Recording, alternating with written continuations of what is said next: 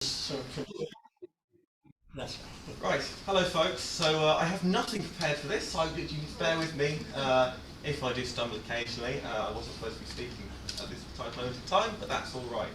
So my name is David Hunter. I'm the director and CEO of the Habitat People. We are a private conservation and carbon offsetting firm. So we're a bit unusual. We're the only carbon offsetting firm based in North East Scotland, and we don't actually plant very many woodlands. By and large, what we do is we create areas of wildflower meadows, and we're actually helping the government to make a new system to monitor and make it as accessible as possible. But we're not here to talk about me, we're here to talk about green layers. So, what is a green layer? As you can probably imagine, it's someone who has a large area of land that is looking to carry out some kind of green activity.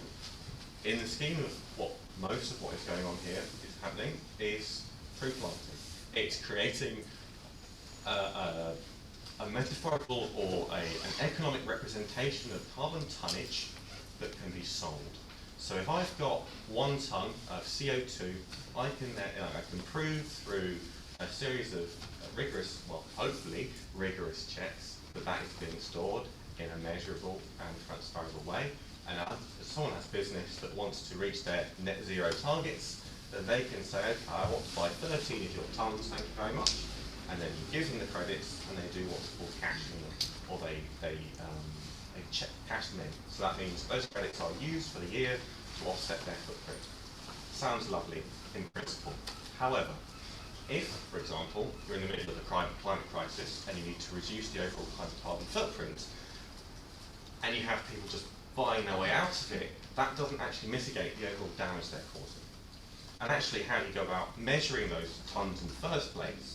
How have you done that in a vastly changing landscape in incredibly complex ecosystems? It becomes very complicated very quickly. So what we need to start doing is looking at green layers as a way to mitigate the damage at the end. It's the bit you do at the end. So you reduce to start with and then get rid of it. But because this is such a popular way, business is looking for fast, effective ways, not just business, individuals as well, of mitigating the carbon footprint, getting that story, tick the environmental sustainability goals box, thank you very much, we've reached net zero. But they haven't really done anything about it. They've thrown money at the problem, and they're throwing money at the problem in a way that isn't necessarily benefiting the community, the environment, or even storing CO2 in that capacity. Because as I said, this is a very new area of science, the area we're working in. We've been spending the last year trying to work out how much damn carbon is in the ground, let alone how much we can actually store. It's very difficult to do that. And that in turn has impacts to farms, to communities where vast areas of land are being bought up by companies, by proxy organisations, by investment banks to create these credits, oftentimes using non-native species or tree planting in inappropriate locations to facilitate economic growth. So, have a guess. If I was to sell you a ton of carbon on the open Kyoto market right now, how much do you think it would cost? Just any number. What do you think? What would it cost?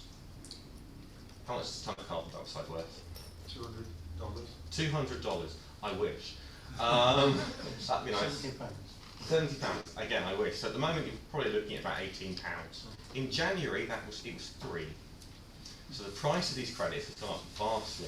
And the thing is, when you buy them, you don't have to cash them in straight away. You can sit on them. So someone who bought 1,000 credits in January and sells them now has increased their amount of money they've got by 5. And they haven't done anything for climate change. They have just bought CO2 tonnage that's been stored and then sold it on. And that money goes back to the investment banks, it goes back to large-scale landowners, it doesn't actually go into the local community, to the people who are owning the land necessarily. And even then, measuring that in the first place is a very difficult thing. I know that because I'm trying to do it right now, but in an ethical way, that's an aside again, but it becomes very, very difficult to know how this is done. This is also a regulated market. I'm sure other speakers will talk far more detailed and more knowledgeably about that. But I could sell you a ton of carbon. I don't necessarily have that ton of carbon, but that's nonetheless, I can give you a certificate saying that I've done it, promise. But there's no traceability there. There's no access to that. And I do believe firmly, because I am selling carbon credits, or will be very shortly, that this can be done in the right way, to the right people, in a regulated manner. You know, once you've reached the end of absolutely reducing your carbon footprint as much as you possibly can, then you get to the stage, well, what do I do with a bit left? Okay, then maybe you're looking at offsetting in a responsible and ethical manner, ideally with local community groups, with people who've got small scale stuff. Money stays in the community, it's not going off to London, it's not going off to New York, and gets people going with that. So that's kind of what you're looking at in terms of a green layered. I realise I've spoken very quickly, again, totally off script here, so bear with me with that.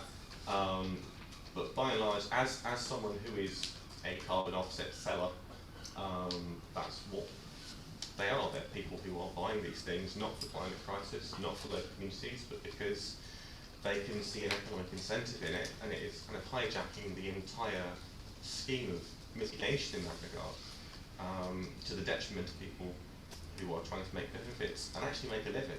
Price an acre locally is £7,000 now. A couple of years ago it was 2.5. The price is going up because they can make more money off doing this than farming. And so effective farmland can be turned into low quality woodland. It's not even native stuff most of the time, it's bloody Sitka. Excuse me. I don't like Sitka spruce very much.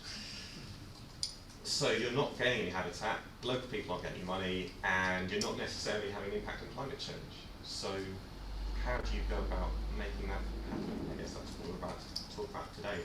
But that cover it? Yeah, that fantastic.